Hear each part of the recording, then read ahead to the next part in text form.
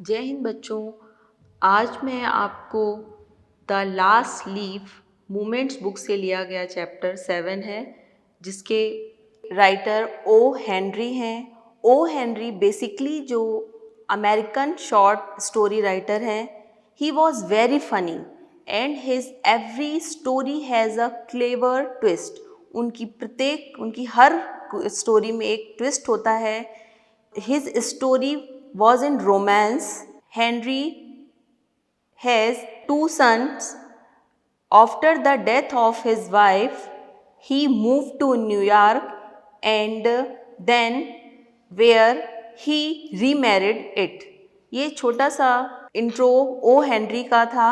We discuss the title of last leaf, जिसकी बात हो रही है। लास्ट लीफ एक पेंटर के द्वारा बनाई हुई लीफ है जो उसका मास्टरपीस है। यह एक बीमार लड़की को पेंट किया हुआ पत्ता है जो वो आर्टिफिशियल है। इतना सच्चा लगता है कि पत्ता अभी भी सरवाइव कर रहा है, तो उसे देखकर लड़की भी सरवाइव कर पाती है। वो बीमार लड़की भी सरवाइव कर पाती है। जिसने इस पत्ते को पेंट किया है वह पेंटर पेंट करते वक्त बीमार हो जाता है और मर जाता है। This story about hope. Sue और जॉन से दोनों बहुत अच्छी दोस्त थीं और दोनों एक ही फ्लैट में रूम शेयर करके रहती थी। दोनों बहुत अच्छी आर्टिस्ट थीं। नवंबर के मंथ में जॉन से अचानक बीमार हो गई। उसे निमोनिया हो गया और धीरे धीरे इतनी ज़्यादा बीमार हो गई कि वो बिस्तर पे आ गई। कुछ समय बाद डॉक्टर आए देखने के लिए। डॉक्टर ने जॉनसे को देखा और सू को बाहर ले जा कर के बात करी कि क्या जॉनसे कुछ ऐसा सोचती है, कि क्या उसके दिमाग में कुछ ऐसा चल रहा है जिसकी वजह से वो और बीमार होती जा रही है और वो ठीक भी होना नहीं चाहती है। जब कोई व्यक्ति खुद भी ठीक होना नहीं चाहता है तो दवाइयाँ भी, मेडिसिन भी उसके लिए कुछ नहीं कर सकती है। सू ने डॉक्टर से कहा, ऐसी कोई बात नहीं है, लेकिन फिर भी मैं देखती हूँ। डॉक्टर के जाने के बाद सू ने जॉनसे का माइंड चेंज करने के लिए डिफरेंट टाइप में बातें करना शुरू कर दिया, जैसे फैशन, क्लोथ्स को लेकर के बातें शुरू करी। लेकिन जॉनसे चुपचाप बिस्तर पर लेटी रहती थी। अचानक जॉनसे चिल्लाने लगी, कुछ बड़बड़ाने लगी। 12, 11, 10, 9 ऐसे करके उल्टी गिनतियाँ शुरू कर दी। सू अचानक तुरंत उसके पास गई, बेड के पास। उससे बोली कि क्या हुआ जॉनसे। जॉनसे उठ के बैठ गई और उसने विंडो से बाहर इशारा किया कि ये जो क्रीपर देख रही हो, बेल, इसमें मैंने कुछ समय पहले देखा था कि 100 से ज़्यादा लीव्स थी और ये लीव्स अब धीरे धीरे ऑटम सीजन में अपने आप फॉल होती जा रही हैं। अब देखो, इस क्रीपर में 6, 5, 4 उसने फिर रिपीट किया।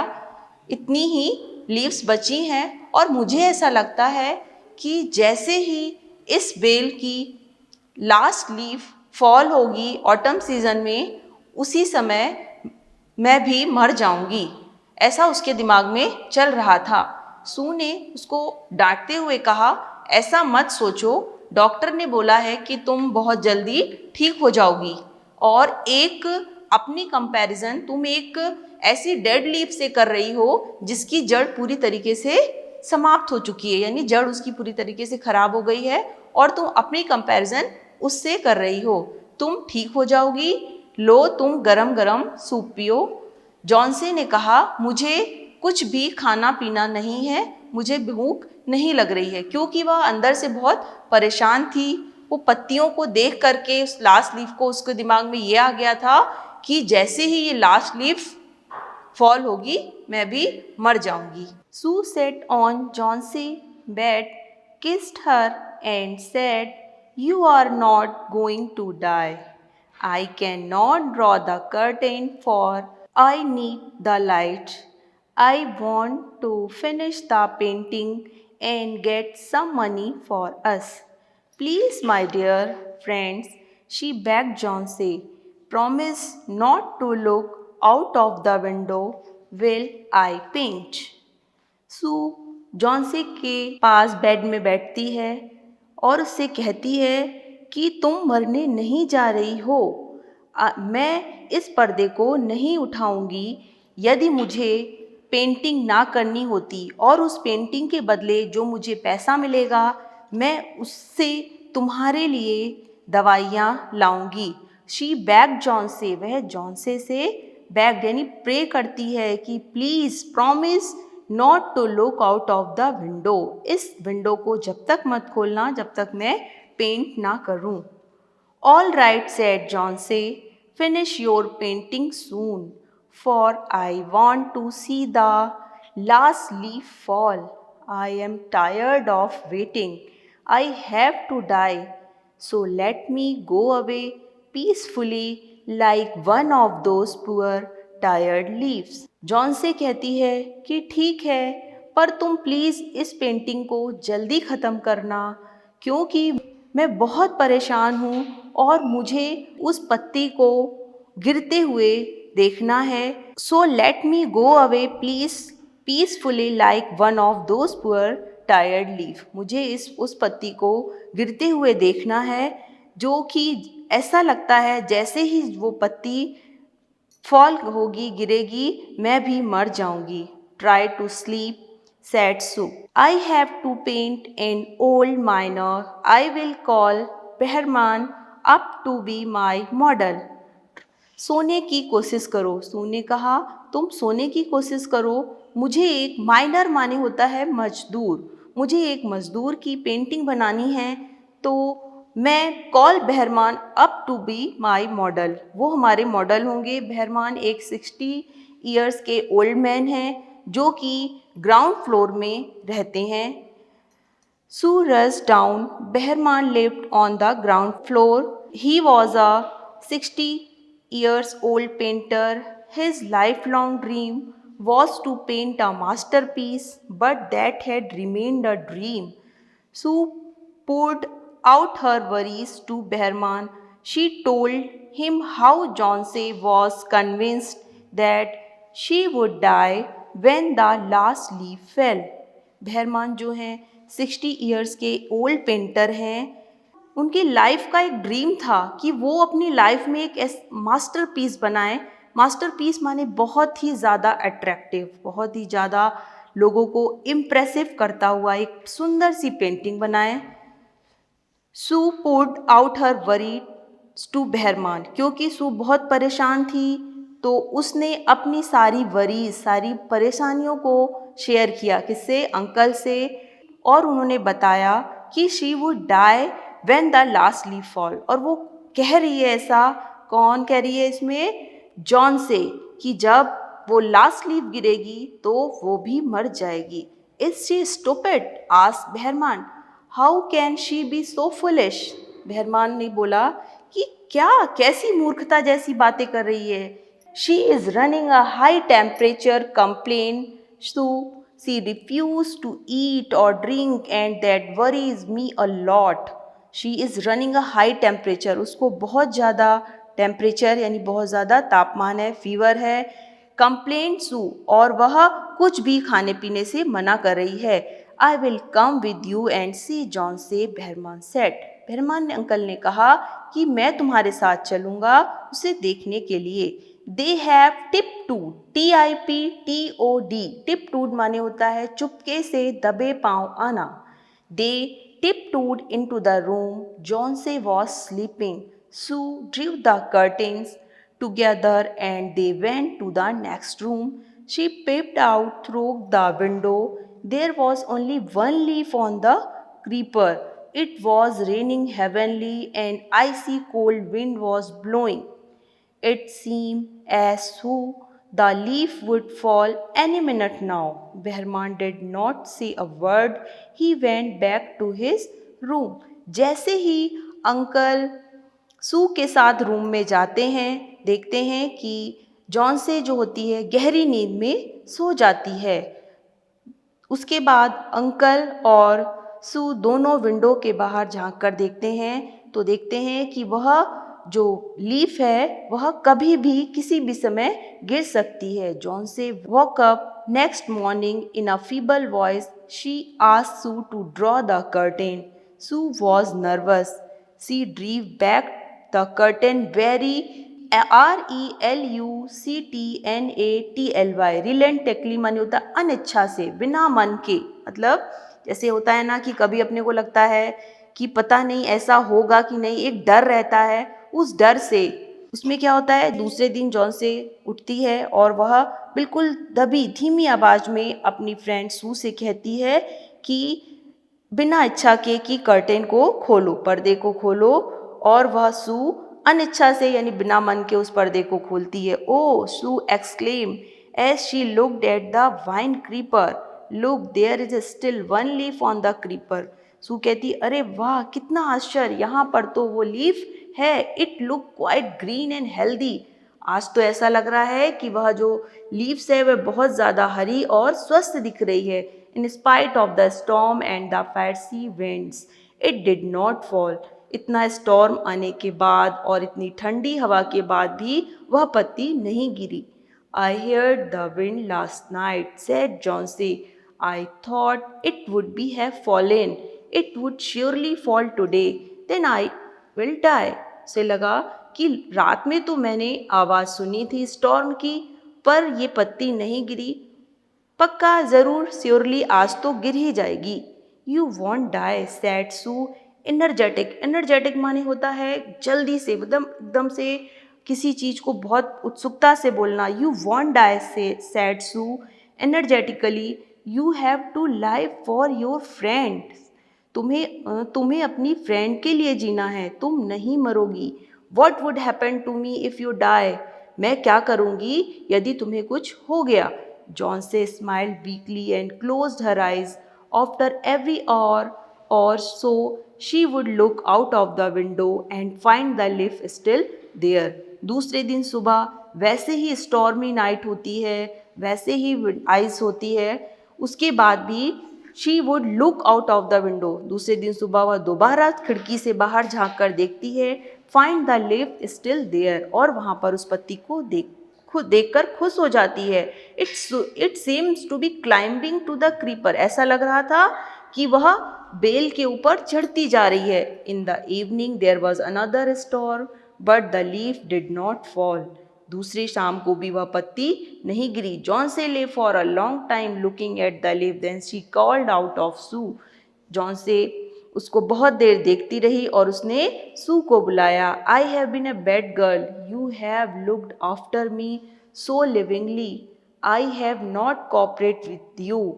उसको अंदर से अपने आप में ऐसा लगता है कि मैंने बहुत गलत किया कि जब उसने एक पत्ती को देखा कि जो कि फेड हो चुकी थी, पूरी तरीके से मुरझा चुकी थी और स्टॉर्म से गिरने वाली थी, ऑटमन से, लेकिन जब वो उस पत्ती को देखती है कि वो पत्ती एक वन लीफ, वो जो लीफ थी लास्ट लीफ वो अभी बची हुई है, तो उसने तुरंत अपनी फ्रेंड को बुलाया और कहा कि ये देखो कि मैं कैसी, आई हैव बीन डिप्रेस्ड, मैं बहुत अंदर से दुखी हो गई थी कि the last leaf has shown me how weak I have been, मैं अंदर से कितनी कमज़ोर हो गई थी, पर उस लास्ट पत्ती ने मुझे बताया, आई हैव रियलाइज्ड, मुझे रियलाइज़ कराया that it is a sin to want to die, कि मतलब एक मरने की इच्छा बिल्कुल आ जाना और बिल्कुल जीने की इच्छा छोड़ देना कि मैं अब जीना ही नहीं चाहती, जैसे ही ये पत्ती फॉल होगी और मैं भी मर जाऊंगी, उसकी ये भावना जो है उस पत्ती को देखकर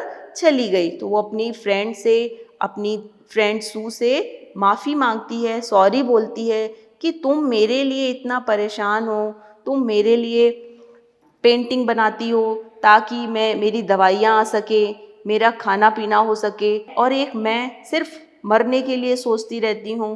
प्लीज़ प्लीज़ माय फ्रेंड, मुझे माफ़ कर दो, सॉरी, मुझे माफ़ कर दो। उसकी फ्रेंड भी बहुत खुश होती है जब वो देखती है कि हमारी फ्रेंड जॉन से काफ़ी हद तक उस लीव्स को देखकर सही हो गई है। Sue hug Johnsy, then she gave her lots of hot soup and a mirror. Johnsy combed her hair and smiled brightly. Sue hugged John से। अब दोनों दोस्तों ने गले लगाया, एक दूसरे को, और उसको बहुत लॉट्स ऑफ हॉट सूप, उसने कहा कि मेरे लिए गरम गरम सूप लाओ, एंड अ मिरर, और एक आईना जिससे मैं अपने बालों को सही कर सकूं, और प्लीज़ मुझे पिलो तकिया दो जिसे मैं थोड़ा सा बैठ जाऊं, एंड स्माइल ब्राइटली, और उसके चेहरे पे, उसकी आंखों में चमक आ गई, स्माइल, मुस्कुराहट आ गई। In the afternoon the doctor came after examine his patient, he told Sue Johnsy now has the will to live. दोपहर के बाद जब डॉक्टर आए, उन्होंने पेशेंट कौन था? जॉन्से को एग्जामिन किया यानी देखा। ही टोल्ड सू, उसने, डॉक्टर ने सू से कहा, यानी जॉन्से जो है अब ठीक हो रही है, उसमें जल्दी, क्योंकि अब उसने अपने मन में जीने की इच्छा रख ली थी, है ना, इसलिए अब वो डॉक्टर को भी ऐसा लगा कि अब वो ठीक हो रही है। आई एम कॉन्फिडेंट, मुझे विश्वास है, that she'll recover soon. Now I must go down stair and see Behrman, he also suffering from pneumonia, but I am afraid there is no hope for him. वो कहते हैं कि John से अब ठीक हो रही है, लेकिन अब मुझे नीचे एक अंकल रहते हैं, वो बहुत ज़्यादा बीमार हो गए हैं, उन्हें भी निमोनिया हो गया है। निमोनिया क्या होता है? एक तरीके से लंग्स का इन्फेक्शन होता है ना, लंग्स में जो इन्फेक्शन हो जाता है उसे निमोनिया बोलते हैं। But I am afraid there is no hope for him, लेकिन मुझे ऐसा लग रहा है कि अब वो नहीं बचेंगे, या उनकी जीने की अब कोई चाह नहीं है। The next morning Sue came and sat on Johnsy bed. अगले दिन सुबह सू आई और जॉन्से के पास बेड में बैठ गई। Johnsy talking Johnsy hand in hers she said, I have something to tell you, mister Behrman died on pneumonia this morning. और अपनी दोस्त को बताने लगी कि मैं तुम्हें बताना चाहती हूँ कि भैरमान दिस मॉर्निंग, इसी सुबह वो मर गए हैं। He was ill for only 2 days। The first day the janitor found him on his bed. Janitor कौन होता है? चौकीदार, जो गेट कीपर जो होते हैं ना बिल्डिंग के, उन्हें जेनिटर बोलते हैं, चौकीदार। The first day the janitor found him on his bed, his clothes and shoes were wet and he was shivering, he has been out in that stormy night।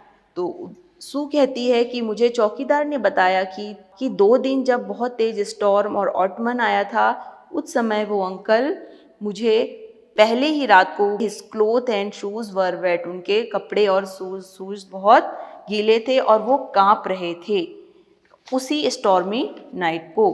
Then they found a ladder and a lantern still lighted lying near this bed. और वहाँ पर जब वह मरे तो उनके पास एक सीढ़ी, लाइटिंग नियर हिज बेड, एक सीढ़ी, एक लाइट उनके पास मिली। There was also some brushes and green and yellow paint on the floor near the ladder. Johnsy dear said Sue, look out of the window, look at the ivy leaf.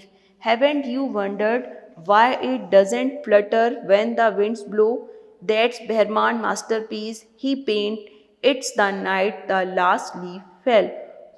सू ने जॉन्से को बताया कि जब uncle की death हुई तो उनके bed के पास कलर, लैडर और लाइट मिली कि डियर, क्या तुम्हें ऐसा लगता है, just look out of the window, उस खिड़की के बाहर देखो, और तुम्हें ऐसा लगता है कि इतने ऑटमन में, इतने स्टॉर्म में वो जो लास्ट लीफ थी वो बची होगी? नहीं, वह लास्ट लीफ पहले ही दिन फॉल हो गई थी, लेकिन उस लीफ को अंकल ने बनाया और जा करके लैडर, सीढ़ियों का सहारा लेकर, वो क्रीपर थी, क्रीपर मतलब बेल होती है, तो बेल ऊपर को जाती है, वहाँ पर चढ़कर उन्होंने उस कलर को, कलर से ग्रीन और येलो कलर से मिलकर ऐसा बिल्कुल नेचुरल लीफ बनाई कि उसे देखकर ऐसा तुम्हें ऐसा लगा कि वो लास्ट लीफ अभी बची हुई है। He painted the night the last leaf fell. उन्होंने उस लास्ट नाइट को ही वहाँ पर उस पत्ती को पेंट किया और वहाँ दूसरे दिन वो फेल यानी डेथ हो गई उनकी। उनका वो मास्टरपीस था, क्योंकि इसमें सबसे पहले बताया गया था कि 60 ईयर के थे और उनकी एक चाह थी, उनकी एक इच्छा थी कि वो अपने पूरे जीवन में एक बहुत सुंदर मास्टरपीस बनाए, बहुत अच्छा और वो मास्टरपीस क्यों था? क्योंकि उस मास्टरपीस को देखकर, क्योंकि वो एक ओरिजिनल आर्टिफिशियल थी और आर्टिफिशियल लीफ इतनी अच्छी लग रही थी कि उसको देख करके जॉन्सी, जो बहुत ज़्यादा बीमार थी निमोनिया से, वो उस लीफ को देख करके उसे दोबारा जीने की इच्छा हुई और दोबारा वो ठीक भी हो पाई। पर जिसने उसको बनाया, जिस पेंटर ने, बहरराम ने उसको बनाया, 2 दिन में उनकी डेथ हो गई। इस पूरी स्टोरी में बच्चों, इसमें हमें ये इंस्पिरेशन मिलता है कि हमें अपने आप से, यदि हम चाहते हैं कि हम ठीक हो सकते हैं, हम कुछ कर सकते हैं, तभी यानी हमें हमें अपनी इंटरनल पावर को, अपनी अपनी इच्छा शक्ति को तेज करना है, तभी हम उसमें अपने को कुछ कर पाएंगे। यदि हम खुद नहीं चाहते कि ऐसा हम कर सकते हैं तो वो हम कभी नहीं कर सकते। तो बच्चों, आई होप आपको ये लेसन अच्छे से समझ में आ गया होगा। जय हिंद।